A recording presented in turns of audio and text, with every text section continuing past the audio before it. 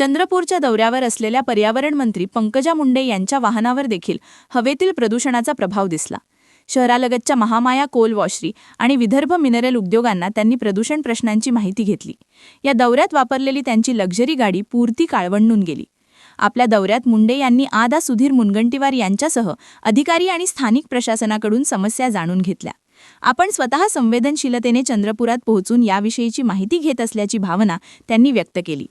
चंद्रपुरात प्रदूषण रोखण्यासाठी दीर्घकालीन उपाययोजना करणार असल्याची माहिती पंकजा मुंडे यांनी दिली. प्रदूषण नियंत्रण मंडळाचे अधिकारी मनमर्जीने वागत असल्याचे लक्षात आणून देताच त्यांना वेळ देऊ, नंतर कारवाई करणार असल्याची तंबी दिली. मला अंदाज आहे आणि त्याबद्दल सहानुभूती आहे, संवेदना आहे, म्हणूनच मी आलेली आहे. मी सुद्धा एसी मध्ये बैठका घेऊन बातम्या छापून आणू शकते, पण माझा कालपासूनचा रंग असा झालेला आहे, मी उन्हामध्ये पूर्ण रापून निघालेली आहे. आणि उलट एवढी हीट वेव्ह असताना देखील मी माझा शब्द पाळायला इथे आले, कारण सुधीर भाऊंना मी शब्द दिला होता. सुधीर भाऊंनी सभागृहात लढा दिला होता आणि सुधीर भाऊंना आश्वासन दिलं सभागृहात, ते पूर्ण करण्यासाठी आलेली आहे.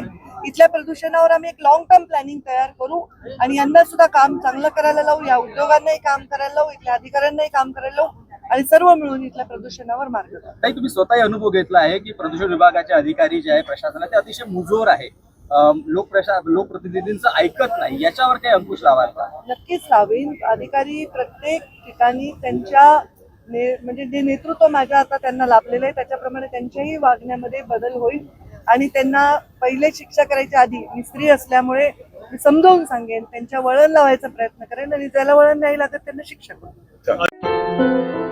क्या हुआ बहू? माँ, पाइल्स की बहुत तकलीफ हो रही है। तो तुम गुदरोग सर्जन के पास क्यों नहीं गई?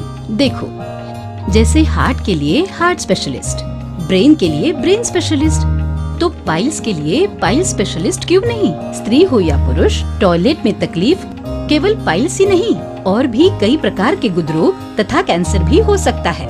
इसीलिए इसकी प्रत्यक्ष जांच जरूरी है।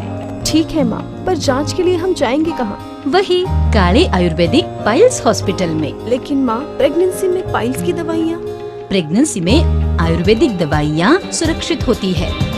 जनहित में जारी काले आयुर्वेदिक पाइल्स हॉस्पिटल, औषधि चिकित्सा तथा सर्जरी ट्रीटमेंट उपलब्ध। हमारा पता उमरेड रोड, दिघौरी बस स्टॉप के पास, नागपुर। अधिक जानकारी के लिए वेबसाइट पर जाएं kalepileshhospital.com।